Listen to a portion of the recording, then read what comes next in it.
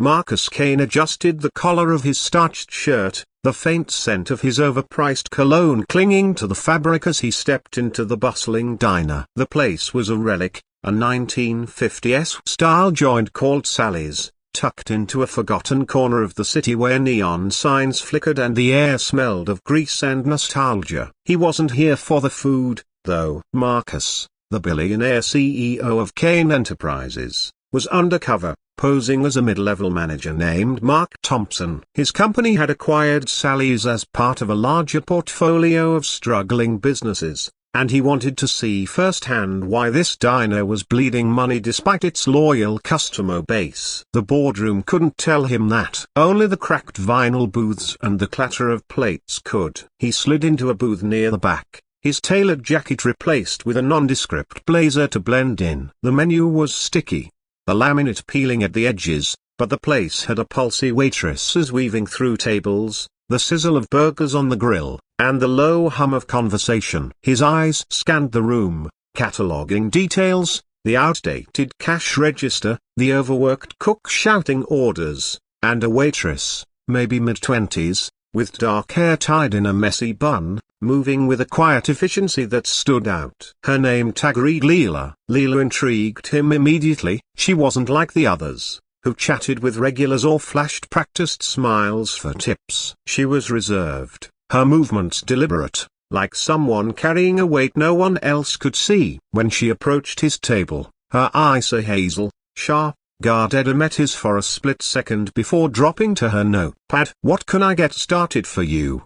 she asked, her voice soft but steady. "Coffee, black," Marcus said, leaning back to study her. "And a burger, medium, no onions." She nodded, scribbling, then walked away without the usual small talk. He noticed her glance toward the kitchen, quick and cautious, before disappearing behind the counter. Something about her felt a broken bar off. Not suspicious, exactly, but like she was holding a secret close to her chest. Over the next hour, Marcus sipped his coffee, a surprisingly decent for a diner, and observed. The place was packed, yet the energy felt strained. The manager, a wiry guy named Carl with a permanent scowl, barked orders at the staff, his voice cutting through the chatter. Marcus noted the inefficiencies, slow service, understaffed shifts, and a cash register that seemed to be more decoration than functional. But his attention kept drifting back to Leela. She moved like a ghost,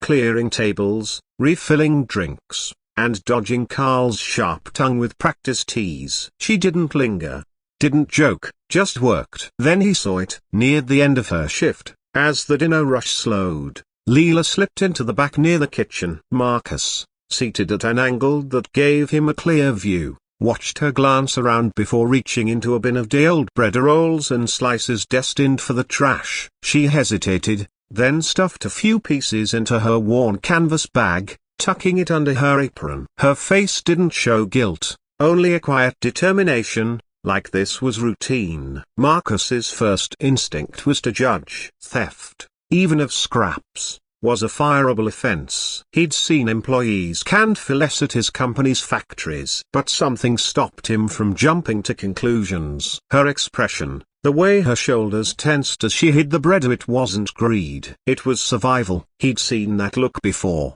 years ago, in his own reflection when he was scraping by, long before the suits and skyscrapers. Curiosity replaced judgment. Who was she? And why was she taking leftovers? He decided to dig deeper. For the next few days, Marcus became a regular at Sally's, always as Mark Thompson, always in the same booth. He watched Leela, piecing together her patterns. She arrived early, left late, and never took breaks. She smiled at customers but never lingered, her eyes always scanning, like she was waiting for something to go wrong. He noticed her bag, the same one every day, always a little heavier when she left. Bread, sometimes muffins, once a half-eaten pie. Always food headed for the dumpster. He started talking to her, small things at first. "Busy night, huh?"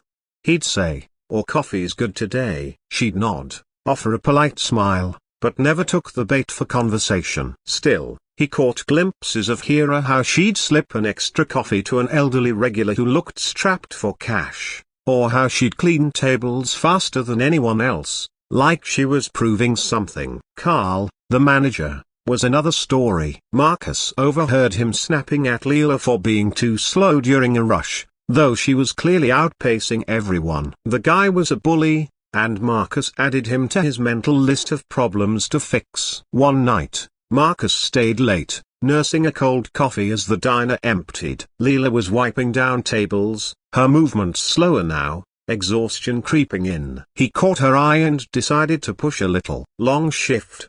he asked, keeping his tone light. She paused, rag in hand, and glanced at him. "Always is," she said, her voice clipped but not rude. She went back to wiping. "Seems like you carry this place," he said, testing the waters. "Ever get a break?" Her lips twitched, not quite a smile. "Breaks are for people with time." She moved to the next table, effectively ending the conversation. But Marcus wasn't deterred. He was starting to see her, not just as a waitress, but as someone with a story he needed to understand. He started asking around, subtly. The other waitresses liked Leela but didn't know much about her. "Keeps to herself," one said. "Good worker, though." The cook, a grizzled guy named Tony, was more forthcoming after Marcus tipped him generously. "Leela's solid," Tony said, flipping a burger. "But she's got it rough. Lives in that rundown complex on 12th, I think. No family,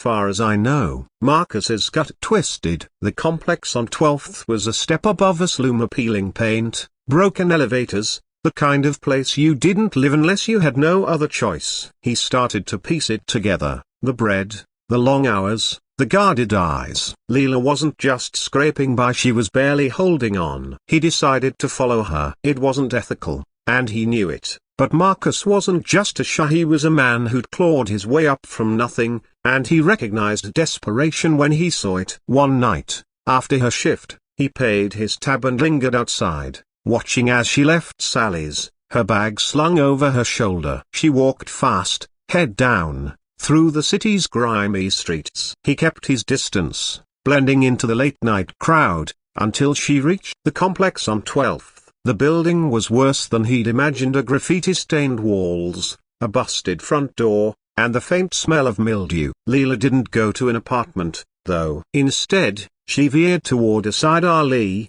where a group of kids, maybe 8 to 12 years old, were huddled near a dumpster. They lit up when they saw her, crowding around like she was Santa Claus. Marcus stayed in the shadows, watching as she opened her bag and handed out the bread, muffins, and a few apples she must have grabbed from the diner's kitchen. The kids devoured the food, their chatter a mix of gratitude and hunger. Leela's face softened, her guarded expression gone, replaced by something warm, almost maternal. One of the kids, a girl with braided hair, hugged her. "You're the best, Leela," she said. Leela ruffled the girl's hair. "Eat slow, okay? Don't want you getting sick." Her voice was gentle, a stark contrast to the clipped tone she used at the diner. Marcus's chest tightened. This wasn't theft for personal gain. She was feeding kids, a street kids, by the look of Thema, who had nothing. He felt a pang of shame for assuming the worst. But more than that, he felt something else, something unfamiliar. Admiration, maybe, or something deeper. He didn't approach her that night. Instead, he went back to his penthouse, the city skyline glittering outside his floor-to-ceiling windows, and thought about Leela. He'd built an empire by being ruthless, by seeing numbers instead of people. But Leela was a person, and she was doing more with a bag of leftover bread than he'd done with half his fortune. Over the next week, Marcus dug deeper. He used his resources discreetly to learn more about her. Leela Marie Evans, 26, no criminal record, no family listed. She dropped out of college after one semester, no explanation in the records. Her address was indeed the complex on 12th, a one-room unit with a month-to-month lease. She'd worked at Sally's for 2 years, never called in sick, never asked for a raise. The diner's financials, which he'd already pulled, showed she was paid barely above minimum wage, yet she never complained. He also learned about the kids. They weren't hers, not biologically, but they might as well have been. A local shelter worker, after some coaxing, told Marcus that Leela had been helping street kids for years, bringing them food, blankets, whatever she could spare. She didn't advertise it, didn't ask for recognition. She just did it. Marcus couldn't shake the image of her in that alley, the way her face lit up when those kids smiled. He'd spent years surrounded by people who wanted something from him: money, power, a piece of his empire. Leela wanted nothing. She gave everything. One night, he couldn't stay away. He went to Sally's, not as Mark Thompson, but as himself, though he didn't announce it. He waited until her shift ended, then caught her outside as she headed toward the alley. "Leela," he called, his voice softer than he'd meant. She froze, her hand tightening on her bag. "What do you want?" Her tone was wary, her eyes narrowing. "I saw you," he said, stepping closer but keeping his distance. "With the kids." "The bread." Her face went pale, then hard. "You gonna report me?" "Go ahead. I'll survive." "No," he said quickly. "I'm not here to report you. Yeah, broken bar. I want to help." She laughed, a short, bitter sound. "Help? You're a customer. You don't even know me." "I know enough," he said, and something in his voice, here maybe the honesty, made her pause. "I'm not who you think I am." She crossed her arms, sizing him up. "Then who are you?" He hesitated, then decided to rip off the bandage. "Marcus Kane. I own this place." "Well, my company does." Her eyes widened, then narrowed again. "The billionaire?" "Right. And I'm the Queen of England." He pulled out his phone, opened a photo of himself at a recent gala, and showed her. Her expression shifted from skepticism to something unreadable. "Why are you here, then?" she asked. "Slumming it." "I wanted to see why this place was failing," he said. "But I found you instead." She didn't respond, just stared at him, her walls firmly in place. He took a breath. "I want to help, Leela. Not just you. The kids, the diner, all of it." "Let me." She shook her head, stepping back. "I don't need your pity." "It's not pity," he said, and he meant it. "It's respect." For the first time, her guard slipped, just a fraction. She didn't say yes, but she didn't say no either. And as Marcus watched her walk away, her bag of bread slung over her shoulder, he realized he wasn't just falling for her selflessness or her strength. He was falling for her. Leela didn't trust him. Marcus Kane, billionaire CEO, showing up at her diner, claiming he wanted to help. It sounded like a setup, or worse, a publicity stunt. She'd dealt with enough rich people to know they didn't care about people like hero waitresses, street kids, the invisible ones. But the way he looked at her, like he saw more than her apron and her tired eyes, stuck with her. She couldn't shake it. For a week, she avoided him, dodging his attempts at conversation during her shifts. But he kept coming back, always in that same booth, always watching her with that quiet intensity. He didn't push, didn't demand, just waited. And then, one night, he showed up at the alley. She was handing out sandwiches, a day-old bread with some deli meat she bought with her own tips. When she saw him leaning against a wall, his expensive coat out of place in the grime. The kids noticed him too, tensing, but he raised his hands. "I'm not here to cause trouble," he said. "I brought something." He held up a bag, not unlike hers, but bigger. Inside were blankets, granola bars, and bottled water. The kids hesitated, looking to Leela, and she nodded reluctantly. They swarmed the bag, their wariness giving way to excitement. Marcus didn't smile, didn't play the hero. He just watched, his eyes on her. "Why are you doing this?" she asked later, when the kids had scattered with their loot. "What's in it for you?" "Nothing," he said, and she almost believed him. "I've got more than I need." "You're doing something real." "I want to be part of it." She didn't know what to say. Part of her wanted to tell him to leave, to take his money and his good intentions somewhere else. But another part, to the part that was tired, so tired, of carrying everything alone, wanted to let him in. Just a little. Over the next month, Marcus became a fixture. He didn't just bring supplies, he listened. He learned the kids' names, their stories. He got the diner's books in order, fired Carl, and hired a new manager who actually cared. He never asked for thanks, never made it about him. And slowly, Leela started to trust him. One night, as they sat on a curb outside the alley, sharing a thermos of coffee. She told him about her brother, who died on the streets years ago. How she'd promised to look out for kids like him. Marcus listened, really listened, and when she finished, he didn't offer platitudes. He just said, "You're incredible, Leela." She looked at him, his face half lit by a street lamp, and felt something shift. He wasn't just a billionaire playing savior. He was a man who saw her, all of her, and didn't look away. When he kissed her, it wasn't sudden or forced. It was quiet, like a question, and she answered by kissing him back. For the first time in years, Leela felt like she wasn't alone. And as they sat there, the city humming around them, she realized she was falling too, not for his wealth or his power, but for the man who'd seen her heart and stayed. Leela Evans stood in the alley behind Sally's diner, her breath fogging in the chilly night air as she handed out the last of the day's leftover bread to a group of street kids. Their faces, smudged with dirt but bright with gratitude, were the reason she kept going, even when her feet ached and her bank account hovered near zero. She'd been doing this for years, ever since her brother died on these same streets, his life snuffed out by hunger and cold. The memory of him, his lopsided grin, his stubborn hope, he pushed her to keep showing up, to keep giving what little she had. Tonight, though, she felt eyes on her, a prickle of awareness that made her glance over her shoulder. There, leaning against the alley wall, was Marcus Kane. She'd known him as Mark Thompson, the quiet guy in the booth who tipped too well and asked too many questions. But last night, he'd dropped the bombshell. He wasn't some middle manager nobody. He was Marcus Kane, billionaire CEO of Kane Enterprises, the company that owned Sally's.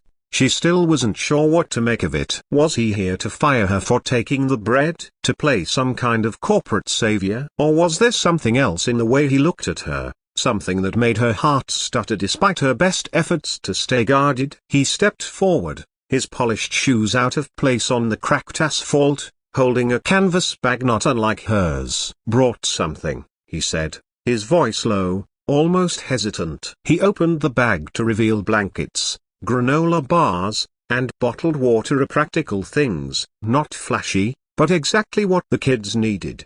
The children, wary at first, looked to Leela for approval. She gave a small nod, and they swarmed the bag, their chatter filling the alley as they divided the loot. Leela crossed her arms, studying him. "Why are you here?"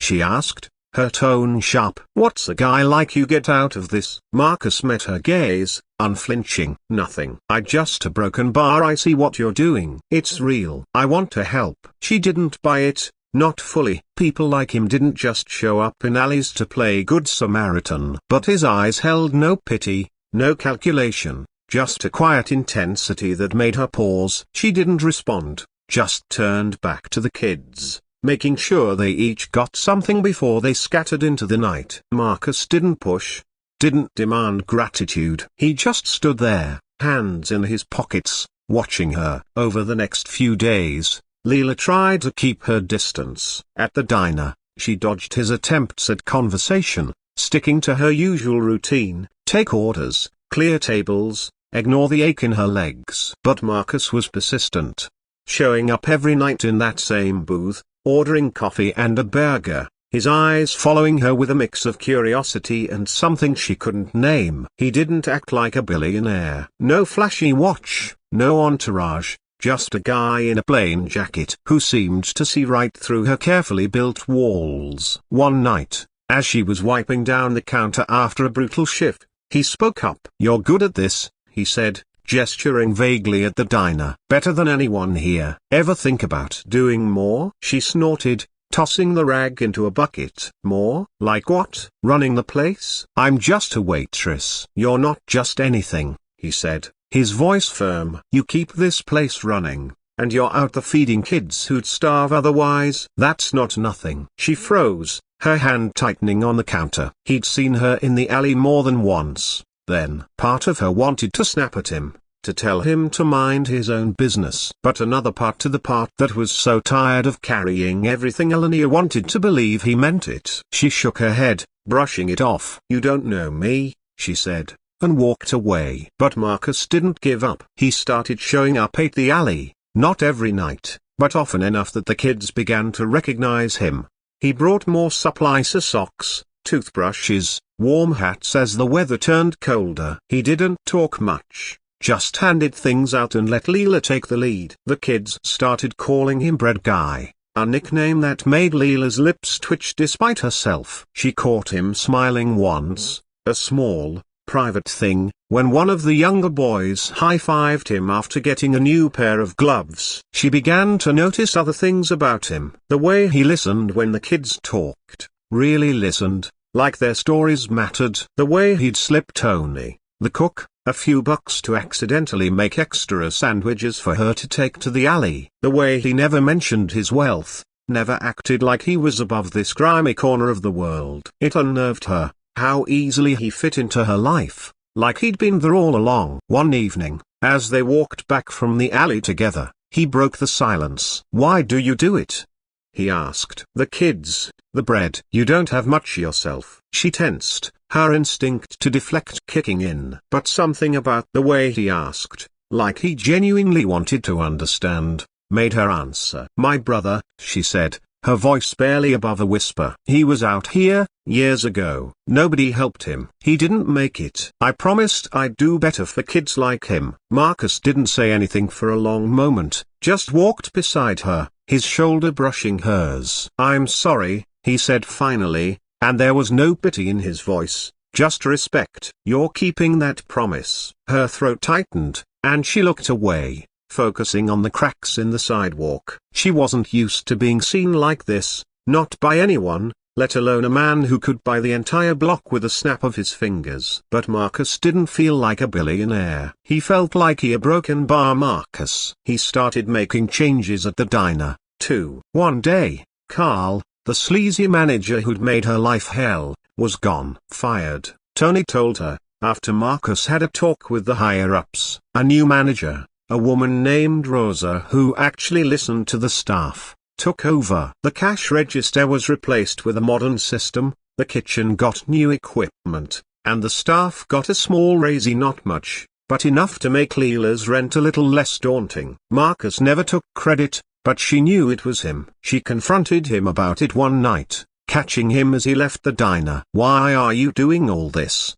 she demanded, her hands on her hips. "The diner, the kids, me. What's your angle?" He looked at her, his eyes steady. "No angle. I see you, Leela. You're doing something real, something that matters. I've spent years building things that don't mean half as much. I want to be part of this." She didn't know what to say. Part of her wanted to push him away, to tell him she didn't need his help, his money, his anything. But another part, to the part that noticed how his presence made the alley feel less lonely, how his quiet support made her feel stronger, wanted to let him in. Just a little. Over the next few weeks, Marcus became a constant. He didn't just bring supplies, he brought ideas. He talked about setting up a fund for the kids, something to get them off the streets, into shelters or foster homes. He connected Leela with a local non-profit, introducing her to people who could help scale what she was doing. He didn't take over, didn't try to make it his project. He just gave her the tools and stepped back, letting her lead. The kids started to trust him, too. One night, the girl with the braided hair, Mia, tugged on Leela's sleeve and whispered, "Bread Guy's okay, right?" Leela glanced at Marcus, who was helping a boy tie a new scarf, his hands clumsy but patient. "Yeah," she said softly, "he's okay." But it wasn't just okay. It was more. Leela felt it in the way her heart raced when he laughed, in the way she caught herself looking for him at the diner, in the way she didn't feel so alone anymore. She tried to fight it. Her feelings like this were dangerous, especially for someone like her, someone who'd learned the hard way that people leave. But Marcus didn't leave. He kept showing up, night after night, proving her wrong. One night, as they sat on a curb outside the alley, sharing a thermos of coffee to ward off the cold,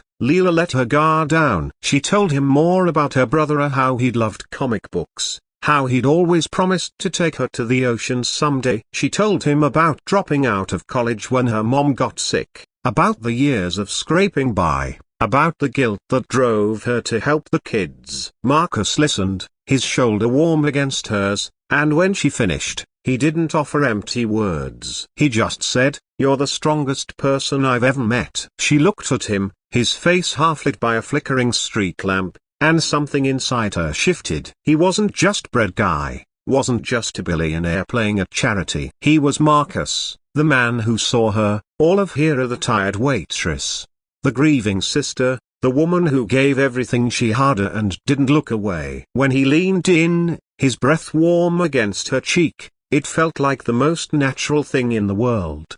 His kiss was soft, tentative, like he was asking permission. She answered by kissing him back, her hands finding his, the thermos forgotten on the ground. For the first time in years, Leela felt like she could breathe, like she wasn't carrying the weight of the world alone. And as they sat there, the city humming around them, she realized she wasn't just falling for Marcus. She was already there, head over heels for the man who'd seen her heart and stayed. But love, she knew, was a risk. And Leela had never been good at taking risks. The next day, she pulled back, keeping her distance at the diner, answering his questions with one-word responses. She told herself it was self-preservation, that a man like Marcus couldn't possibly stay in her world forever. He'd get bored, move on, leave her picking up the pieces. Better to stop it now before she got hurt. Marcus noticed. Of course he did. He didn't push, but he didn't back off either. He kept coming to the diner, kept showing up at the alley, kept being there in that quiet, steady way of his. One night, as she was locking up the diner, he was waiting outside, his hands stuffed in his pockets. "You're avoiding me," he said, not accusing, just stating a fact. She sighed, her keys jangling in her hand. "I'm not a broken bar, it's just complicated." "It doesn't have to be," he said. "I'm not going anywhere, Leela." "Not unless you tell me to." She looked at him, her heart pounding. "Why me?" she asked, her voice raw. "You could have anyone." "Why a waitress who steals bread?" He stepped closer, his eyes locking onto hers. "Because you're not just a waitress. You're Leela. You're the woman who's out here every night, giving everything you've got to kids who have nothing. You're the woman who makes this diner feel like home. You're the woman I can't stop thinking about." Her breath caught, and for a moment, she let herself believe him. She let herself imagine a world where she didn't have to be afraid, where she could let someone in without losing herself. "I'm scared," she admitted, her voice barely audible. "I know," he said, his hand brushing hers. "Me too. But I'm all in, Leela." "Are you?" Marcus Kane slipped into Sally's diner, his usual disguise, a plain blazer and a ball cape, making him look like any other late-night customer. As the CEO of Kane Enterprises, he'd built a fortune on steel and strategy, but tonight he was Mark Thompson, a nobody scoping out a failing asset. Sally's was hemorrhaging money, and Marcus wanted to know why. The diner buzzed with life, the clink of plates, the hiss of the grill, and the chatter of regulars. His eyes landed on Leela, a waitress with dark hair and a guarded expression, moving through the chaos with a quiet grace. Her name tag was crooked, her apron worn, but there was something about her, something that made him pause. He ordered coffee and a burger, watching as she scribbled his order without meeting his eyes. She was efficient, almost invisible, slipping through the diner like a shadow. But Marcus noticed her. He noticed everything, the way she flinched when the manager, Carl, snapped at her, the way she pocketed tips with a quick, practiced motion. And then, near the end of her shift, he saw her do something that stopped him cold. Leela glanced around, then slipped a few pieces of day-old bread from a bin into her canvas bag, hiding it under her apron before heading out.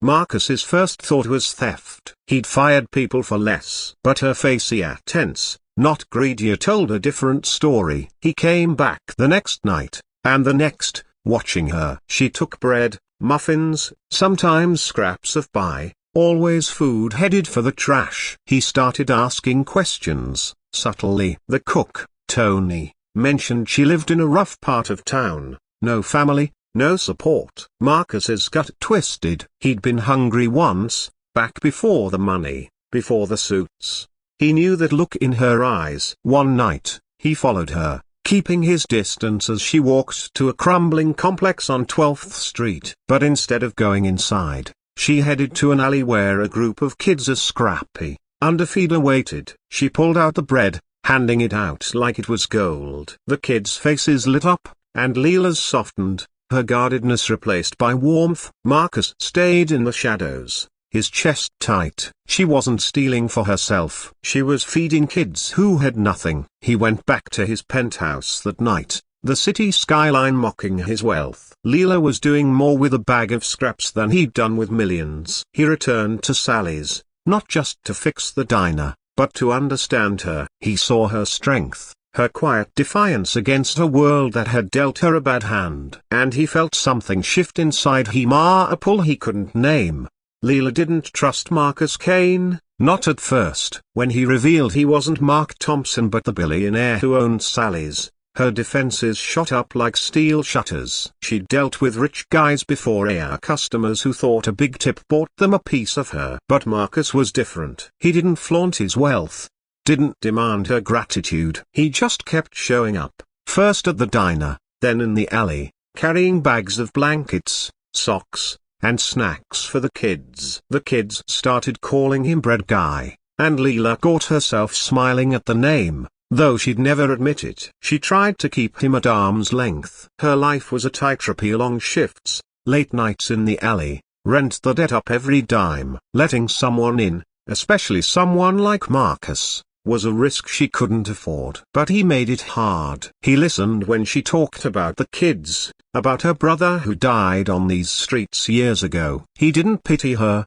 didn't try to fix her. He just stayed, night after night, helping in ways that mattered. Blankets in winter, extra sandwiches from Tony, a new manager who wasn't a bully. The diner started to change, new equipment, better schedules, a small raise that meant Leela could breathe a little easier. She knew it was Marcus, though he never took credit. One night, as they handed out supplies in the alley, a girl named Mia tugged Leela's sleeve. "Bread Guy's cool," she whispered, glancing at Marcus, who was showing a boy how to tie a scarf. Leela watched him, his hands clumsy but earnest, and felt a warmth she hadn't known in years. "Yeah," she said softly. "He's not bad." Marcus started talking about bigger things that were fun to get the kids into shelters, connections with non-profits. He didn't steamroll her, didn't make it his show. He gave her the reins, trusted her to lead. It was new, this feeling of being seen, not as a waitress or a charity case, but as Leela. She caught herself watching him, his quiet smile, the way his eyes softened when he looked at her. It scared her, how much she wanted to let him in. One evening, they sat on a curb, the alley empty except for the hum of the city. Marcus passed her a thermos of coffee, their fingers brushing. "Why do you do it?" he asked. "The kids, the bread. You've got so little yourself." She stared at the thermos, her throat tight. "My brother," she said finally. "He was out here, alone. Nobody cared. I couldn't save him, but I can help them." Her voice cracked, and she hated it, hated the vulnerability. But Marcus didn't flinch. He just nodded, like he understood. "You're incredible," he said, and there was no agenda in his voice, just truth. She looked at him, his face half lit by a street lamp, and felt her walls crumble. He wasn't just a billionaire playing hero. He was Marcus, the man who showed up, who stayed. When he leaned in, his breath warm against her cheek, she didn't pull away. His kiss was soft, careful, like he was giving her a chance to say number. She didn't. She kissed him back, her hands finding his, the thermos rolling into the gutter. But the next day, fear crept in. Leela had lost too much to believe in happy endings. She pulled back, keeping her answers short, her eyes on her work. Marcus noticed, but he didn't push. He kept coming to the diner, the alley, his presence steady as ever. One night, as she locked up, he was waiting. "You're avoiding me," he said, not accusing, just honest. She sighed, keys digging into her palm. "It's not you. It's a broken bar, this, us. It's too much." He stepped closer, his eyes searching hers. "I'm not here to hurt you, Leela. I'm here because I see you, all of you, and I'm not going anywhere unless you tell me to." Her heart pounded. "Why me?" she asked, her voice raw. "You could have anyone. Because you're you," he said simply. "You're the woman who gives everything to kids who have nothing. The woman who makes this diner feel alive. The woman I can't stop thinking about." She wanted to run, to hide from the hope in his words. But she was tired of running. "I'm scared," she admitted, barely a whisper. "Me too," he said, his hand brushing hers. "But I'm all in." "Are you?"